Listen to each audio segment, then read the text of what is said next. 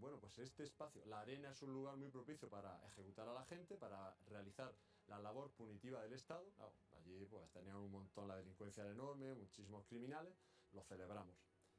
¿Qué ocurre? Que evidentemente pues ya había gente que le llamaba la atención a esas ejecuciones, vamos al anfiteatro a ver las ejecuciones. Y se llena.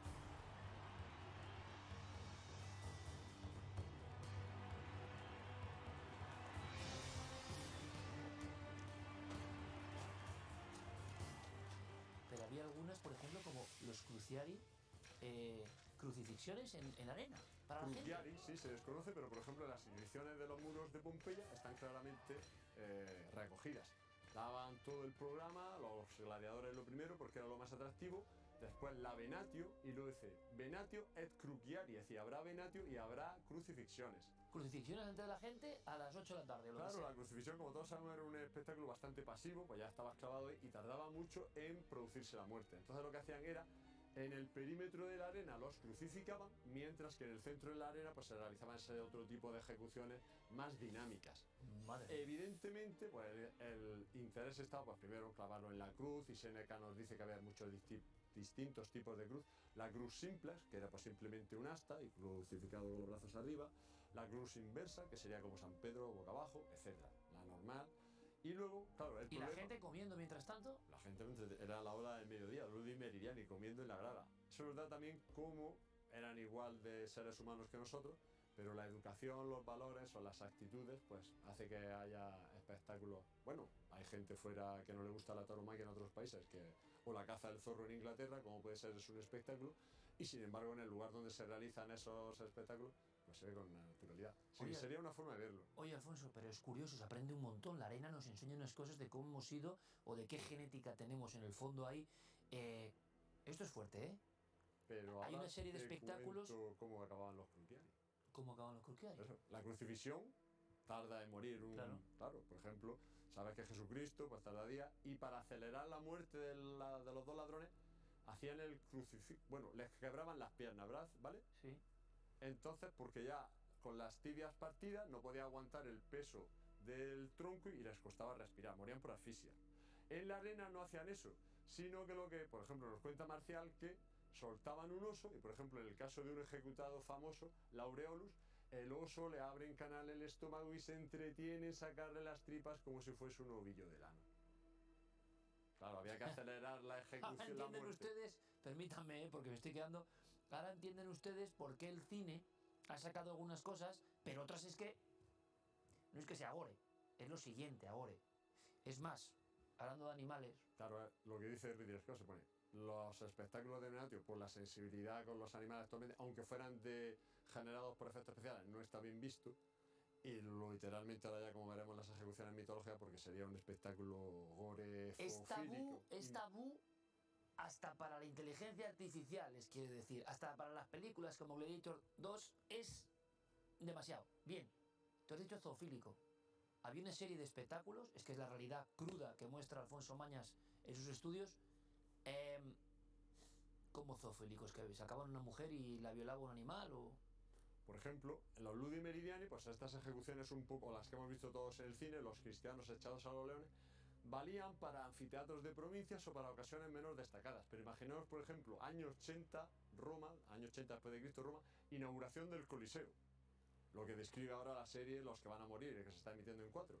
Pues claro, eso era una ocasión magnífica, especial, con Vespasiano ya había muerto con su hijo Tito y Domiciano. Entonces, claro, ahí había que ofrecer algo más al emperador, algo más elaborado, algo un poco más complejo. Entonces, ¿qué comienzan a idear? Que eso ya lo inventó Nerón, con Nerón ya se hace, son las ejecuciones mitológicas. Como hemos dicho, pues claro, no había televisión, no había internet, pero claro, estaban los mitos que se contaban por tradición oral, todos los conocían, era lo más popular que ve entre la gente. Y entonces pues deciden, vale, vamos a ofrecerlo a lo vivo. La frase que has dicho tú antes, quid fama canit, arena para esta tibi. Lo que canta la fama, o si puedes imaginarlo, la arena te lo ofrece. Y por ejemplo, Nerón ya es el pionero realizando o recreando dos de esos mitos de la mitología. El de Ícaro. ¿Ícaro qué era? Pues el que intentó volar cerca del sol con unas alas artificiales que se hizo con plumas y cera, pero al volar tan cerca del sol, por el calor se le derriten y cae. Pues directamente lo que hicieron fue subir un condenado a la parte más alta del anfiteatro de madera que construye Nerón y arrojarlo a la arena. Y dice Suetonio que la sangre le salpica a Nerón en la toga. O sea que un poco la crudeza de todo eso. Y luego el otro espectáculo, que se ve que ya era un clásico, pero que también lo inicia Nerón, que era el mito de Pasífae. Pasífae es la madre del Minotauro. Según la mitología, se aparea con un toro, con el toro de Creta. Y lo muestra a lo vivo Nerón, y luego en la inauguración del Coliseo lo muestra también Tito. Y dice Marcial, creer lo que cuenta el mito, pues lo hemos visto con Pasífae en la arena. O sea que llevaba una mujer condenada, y llevaban a un toro y lo que fuese. Claro, y Apuleyo cuenta lo mismo en su Metamorfosis con un asno. Y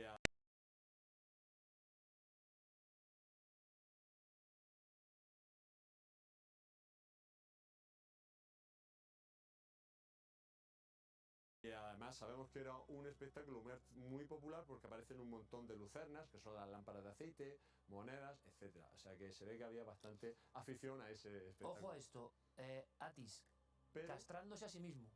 La mujer no moría en el ayuntamiento con la bestia, sino que, como nos dice Apuleyo, claro, realmente pues no tiene por qué morir en el acto carnal, por así decirlo, sino que nos cuenta Apuleyo que cuando ya los dos amantes habían terminado el acto, les soltaban un leopardo que era el que acababa con los dos. Y el leopardo mataba a la mujer. A los dos amantes, dice Apuleyo. ¿Castrarse a sí mismo? Yo no sé si preguntar, pero...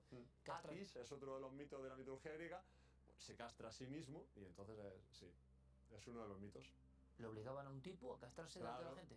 Dice Marcial también, en ese caso en Epigramata, cuando te amenazan con la túnica molesta era una túnica de un material inflamable empapada en brea, ardía muy rápido. Entonces dice, cuando te amenazan con la túnica molesta, no pones muchos reparos a lo que te ofrecen o a lo que te piden que hagas en la arena. Entonces, pues eso, o mueres ahora mismo ejecutado, o te damos unos días más de vida, pero te castras, o como a Escaeva, pones la mano sobre el fuego, otro de los mitos legendarios de Roma. Tú has hablado de llamas, ¿qué es esto? Llama. Escaeva. Escaeva es uno de los soldados, uno de los mitos romanos, entonces es un soldado que va, cuando estaban en guerra con sus enemigos originales, entonces va al campamento enemigo y entra a la tienda del rey. Su objetivo era matar al rey, pero lo cazan los guardias del rey.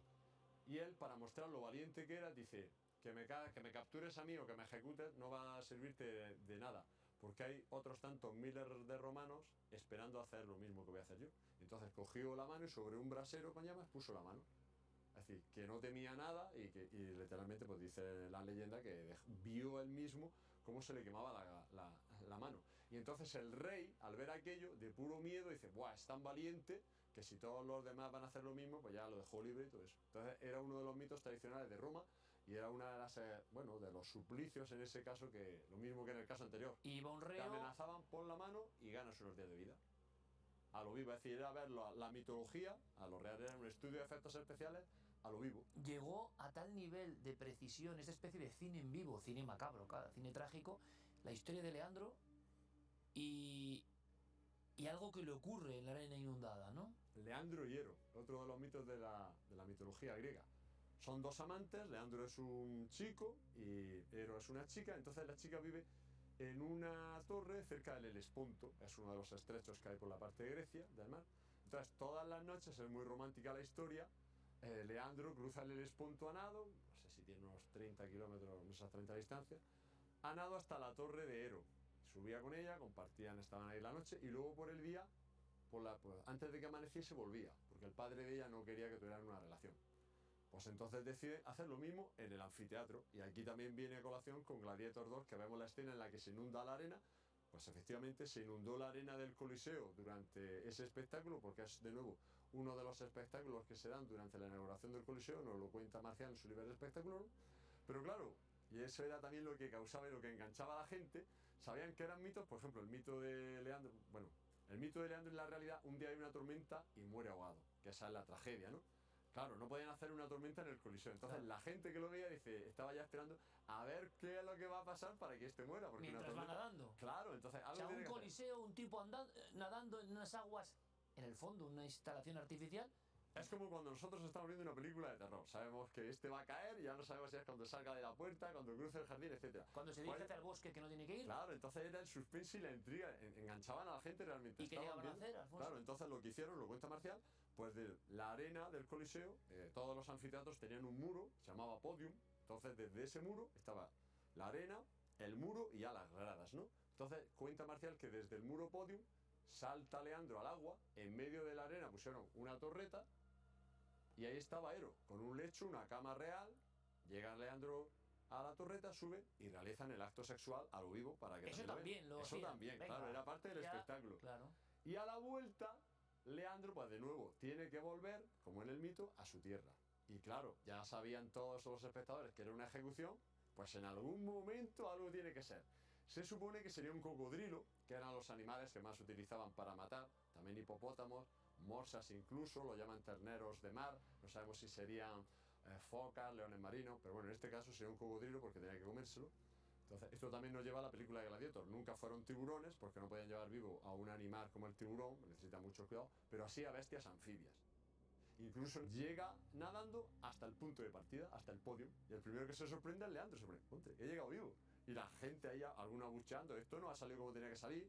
Tito ya mosqueaba al emperador, tú imagínate a Pipo en el pulvinar, a Tito en el pulvinar, que era el estrado del emperador, ya mirando con mala idea al que había organizado el espectáculo. Claro, el director de escena, que era el que organizaba aquello, sería como el de producción, el que tiene que hacer que todo funcione.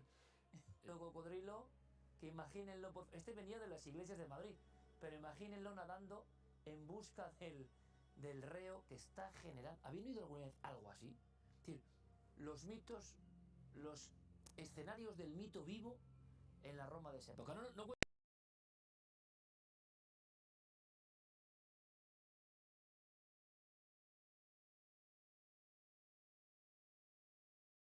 en la Roma de esa época. No cuentes más, Alfonso, porque esto hay que secuenciarlo. O sea, es tan alucinante todo lo que nos traes y nos cuentas documentado en la pura historia, que no me extraña que la gente se quede así. Es decir, nos creemos ahora los más bárbaros y somos muy bárbaros. Pero fíjate, vamos a Roma y dices, madre mía, lo que llegaron a idear. Y la gran frase es eso, hasta el cine más bizarro o más gore ha tenido que poner el tabú sobre esta historia porque es increíble. Y pasó durante siglos. Así que lo dejamos ahí, Alfonso, y estoy seguro de que contaremos más historias. Mucha suerte, tu libro ya está siendo un pelotazo, no me extraña. No, ya por la segunda edición. Que eso es un milagro, eso es un milagro. Eso es así, decíamos el otro día. Alfonso, hasta la próxima, amigo. Muchísimas gracias por ilustrarnos y enseñarnos con esta capacidad didáctica y cinematográfica de alguna forma. Bueno, pues alguien tan metódico como el señor Mañas. Era este policía. Policía, véanlo por favor, la historia es increíble. Policía y ufólogo.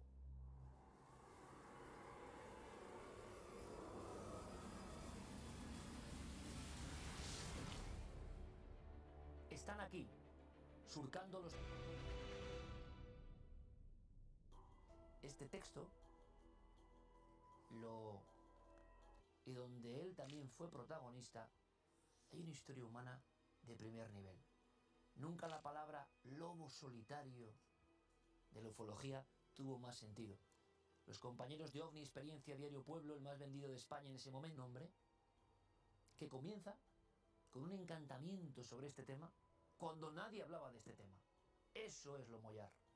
Querido José Antonio, bienvenido. Hola, ¿qué tal, Iker? Un tema con mucho misterio, pero también entreverado de emociones hoy, ¿eh? Sí, porque nos tenemos que trasladar, como tú dices, a una época donde todavía el fenómeno OVNI no era conocido. Hablamos de los rinconcitos de Cádiz, en el campo de Gibraltar, en Algeciras, ya en los primeros años de la década de los 50, información para lo que sería posteriormente uno de los archivos más extensos de casos que se han recopilado en el servicio militar voluntario, en la Armoraima, en San Roque, muy cerca de la población de Algeciras. Estamos hablando del moto, un camión, un coche, pero ya en la cercanía es cuando se produce ese impacto, porque realmente no corresponde a nada que él había visto con anterioridad. Se trata de una luz como transparente, verdosa, como una burbuja que puede ver a través de ella, pero lo más impactante, el efecto que provoca la cercanía de esta luminaria Gómez Serrano, porque la piedra en la que él se encuentra sentado comienza a flotar, se levanta del suelo y los alrededores se vuelven transparentes, que este es un detalle, una característica, un efecto que no tiene parangón dentro de la enorme y amplia casuística ufológica, porque Gómez Serrano me cuenta, me detalla que él puede ver a través de las paredes de la garita, de las paredes de la gasolinera, puede ver a través de los troncos de los árboles, que se han vuelto de repente como de cristal, como si fueran algo traslúcido y que le permite ver lo que hay detrás, y todavía se lleva otro susto porque de forma sarcástica como un cañón, aquello sonaba como un mosquetón, y él ve la llamarada. Punto de matarle. Estuvo a punto de... Pero no me estás describiendo, José Antonio, permíteme, eso que llaman campana de realidad, como si fuera una especie de sueño, de burbuja, no porque sea un sueño, sino que ha entrado en una dimensión psíquica totalmente diferente. Él se encuentra, digamos, en un escenario, en un estado mental, era los utensilios que ellos utilizaban para la comida, lo ve todo, incluso las ramas de los árboles se vuelven como transparentes, y entonces la piedra levita con él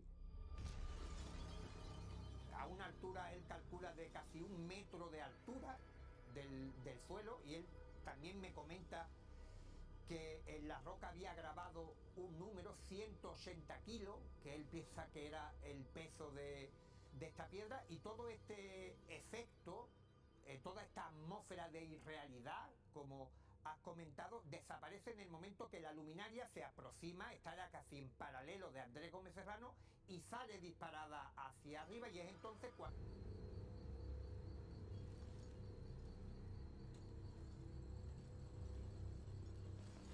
Y él siempre decía de forma divertida, como buen gaditano, que él sabía distinguir su experiencia de un sueño, de una alucinación, porque sus posaderas fueron testigos de que aquello había sido... Ya nota 29, en un ámbito militar. Imagino que él no cuenta nada, ¿o sí? ¿Cómo somatiza esta experiencia un soldado? Lo primero y tal, y el compañero no ha escuchado nada, dice que parece que ha transcurrido mucho más tiempo del que normalmente emplea su compañero para ir y volver por la cena, y evidentemente el contexto de la época, y entonces él interpreta que aquello es algún tipo de mensaje del más allá. Claro, no ovni porque no existe porque eso claro, en su vocabulario, en su inconsciente, en su biblioteca mental, no tiene algo con lo que comparar. Y entonces él me dice, yo pensé, fíjate, con 16 años, 17, estaba a punto de cumplir,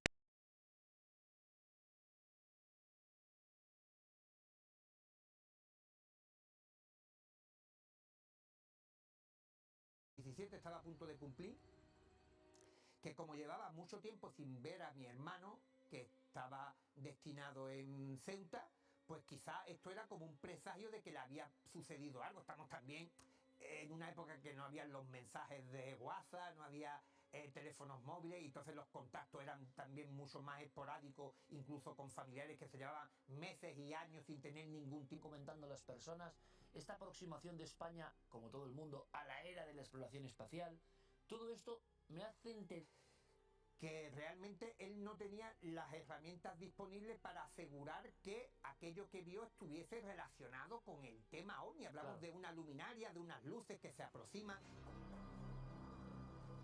Ese efecto objeto luminaria se perdió en la lejanía del firmamento. Por tanto, digamos que también es importante el entender que muchas veces la etiqueta que se le otorgan a ciertos avistamientos, los códigos que transmiten a veces estas manifestaciones, no contienen ni siquiera una respuesta, un ideograma clave para tú decir, bueno, esto es ufológico, esto es mariano, esto es... Pues si Andrés hubiera tenido una religiosidad extrema, quizá hubiera interpretado aquello... Déjame que el libro, por favor. No, el del fondo. ¿Este? Claro, es que por si alguien no lo sabe todavía, nuestro compañero Caravaca, que a nivel mundial, aquí, desde Cádiz para el mundo, a nivel mundial está considerado como uno de los pocos que ha generado una teoría explicativa, aproximativa a este misterio antropológico, sociológico. Ana te rompe los muros de la cotidianidad y te traslada a un universo que para ti era completamente desconocido. Él me decía, a mí nadie me había hablado en la escuela ni en el ejército de esta luz y que podía provocar este efecto. Historias que no terminan de cuadrar en cómo se producen este tipo ¿Alguien de puede decir, manifestaciones. José Antonio, alguien puede decir que es un proceso alucinatorio? Sea como fuere, allá cada cual, condiciona la vida absolutamente hasta el final de sus días, llega a hacerse a la vez. Observan aquello y se quedan un poco estupefactos porque no saben muy bien, porque claro, en un principio podría interpretarse como un misil y tal, pero aquello se queda parado, es enorme, estaríamos hablando de varios cientos de metros, de un color marrón opaco, y lo más extraño, y que estaba también, digamos, asociado a una de las características que tenía este tipo de observaciones en la década de los 50, 60, hasta incluso bien entrado el siglo XXI, es que momento en que se toca, y fíjate que incluso se ha podido llevar, no en el caso de la bajadilla, pero en otros sucesos que han ocurrido y que se han podido recolectar este tipo de filamentos y de sustancias volátiles, y los análisis pues son un poco también desconcertantes, porque dicen que se trata como de seda natural, que es como el hilo de las arañas, y por eso... Esto es una joya. Y así hasta 600 informes. 600 casos. 600 casos, fíjate, también investigó avistamientos de ovnis, de platillos volantes en la zona de la bahía. Por eso fue de los primeros investigadores que pensaban que los ovnis provenían del mar, que tenían como una especie de base submarina, y que esto después fue adoptado por otros estudiosos e investigadores que siguieron muchos casos de avistamientos de pescadores, incluso de policías que durante sus jornadas de vigilancia habían observado luces saliendo del mar. Incluso en algunas investigaciones que yo realicé por la zona de Faro de Punta Carnero, guardias civiles me comentaban que habitualmente en la década de los 80 hasta bien entrados los años 90 veían algunas luminarias surgir del mar y ocultarse en su interior. Y lo ha hecho una escritora de Los Barrios, de una localidad cercana a Algeciras, y de manera interesante, y sobre todo todos los beneficios que genere el libro pues van a ir destinados a una asociación principal.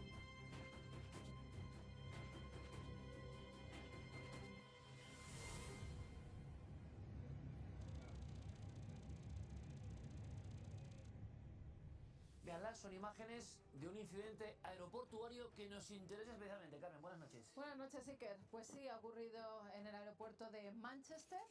Es un vídeo rarísimo que además no solo es captado por el personal de tierra, sino también por los pilotos que se encontraban allí con los aviones. Muchos de ellos estaban parados.